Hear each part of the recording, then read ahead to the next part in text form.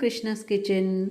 ఈరోజు వీడియో వచ్చేసి మనందరికీ ఎంతో ఇష్టమైన పిల్లలకు కానీ పెద్దలకు కానీ అందరికీ ఎంతో ఇష్టమైన సన్న కారపూస అండి. ఇది చాలా టేస్టీగా చాలా బాగుంటుందండి. ఇది ఉట్టిగా తిన్నా కానీ లేదంటే బూందీ మిక్చర్లో కానీ బొరుగులలో కానీ ఎందులో కలుపుకొని తిన్నా చాలా టేస్ట్గా చాలా బాగుంటుందండి. పిల్లలకి ఈవినింగ్ స్కూల్ నుంచి రాగానే ఇలా చేసి పెడితే చాలా ఇష్టంగా తింటారు. ఇప్పుడు ఆ సన్న కారపూస ఎలా తయారు చేయాలో సింపుల్గా చూసేద్దామండి. చాలా ఈజీగా టేస్టీగా ఉండేలాగా తయారు చేసుకుందాం.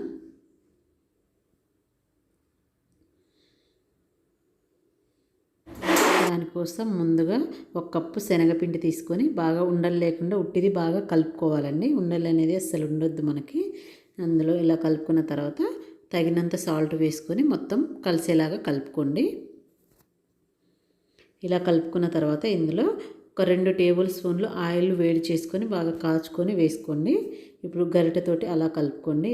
ఆయిల్ బాగా వేడెక్కిన తర్వాత వేసుకోవాలండి. ఇలా ఆయిల్ వేయడం వల్ల మనకి మిక్చర్ అనేది సన్న కారపూస ఇంకా కొంచెం క్రిస్పీగా వస్తుందండి. బాగా సాఫ్ట్గా వస్తుంది. గట్టిగా అనేది ఉండకుండా చాలా సాఫ్ట్గా వస్తుంది ఆయిల్ వేసుకోవడం వల్ల. ఆయిల్ అంతా కలిసేలాగా బాగా కలుపుకోవాలి మొత్తము.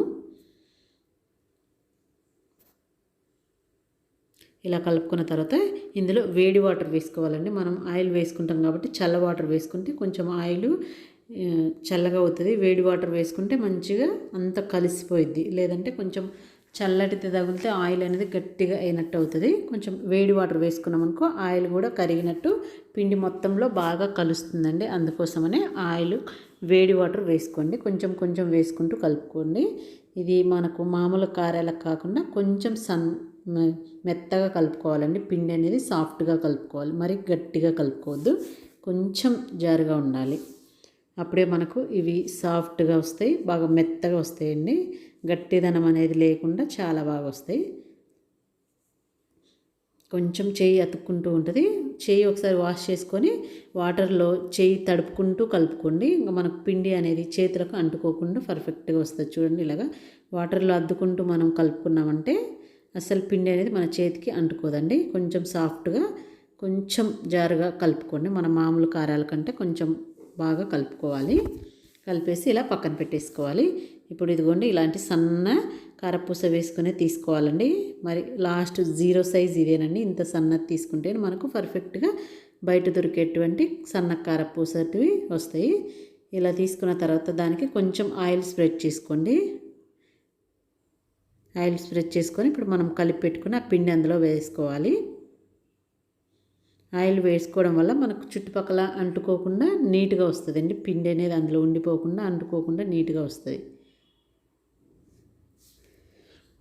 ఇలా పెట్టేసుకొని పక్కన పెట్టేసుకోవాలి. ఇప్పుడు స్టవ్ మీద ఒక ప్యాన్ పెట్టుకొని ఆయిల్ వేసుకొని మంట పెద్దగా పెట్టుకొని ఆయిల్ బాగా వేడెక్కనివ్వాలండి. బాగా వేడెక్కిన తర్వాతనే ఈ కారపూస అనేది ఒత్తుకోవాలి.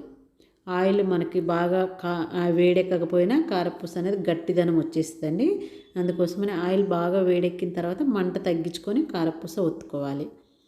అప్పుడు మనకు క్రిస్పీగా చాలా మెత్తగా సాఫ్ట్గా వస్తుందండి.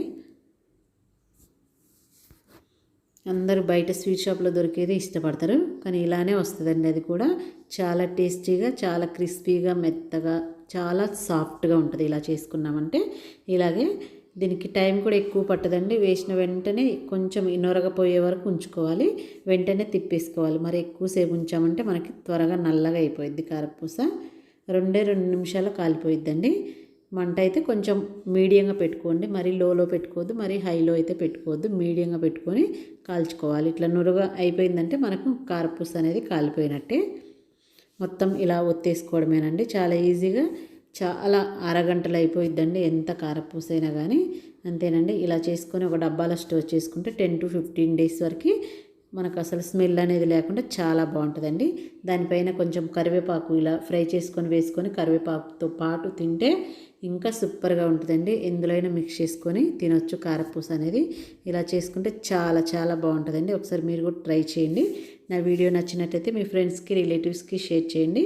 కొత్తగా చూసే వాళ్ళు ఉంటే నా ఛానల్ని సబ్స్క్రైబ్ చేసుకోండి. ఇంకా మరిన్ని రెసిపీస్ కోసం నా ఛానల్ని సబ్స్క్రైబ్ చేసుకోండి. Thank you for the watching friends. Bye.